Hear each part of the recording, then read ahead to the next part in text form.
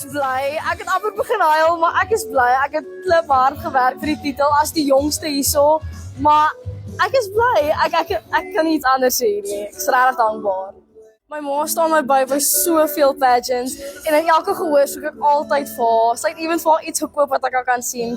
So as die vir haar was, sou ek die vrou wees wat ek vandag gesien. Ek wil definitief na ander kinders toe gaan wat buite die Noord-Kaap is en binne die Noord-Kaap. En ek beplan om na die ouer mense te gaan wat minder bevoorreg is, wat nie 'n bers het iemand om te sien nie. Ek beplan om vir hulle te begin lees dat hulle net waardig in die lewe voel. Moenie neerkyk op jouself nie. Moet jy nie vergelyk met sosiale media nie.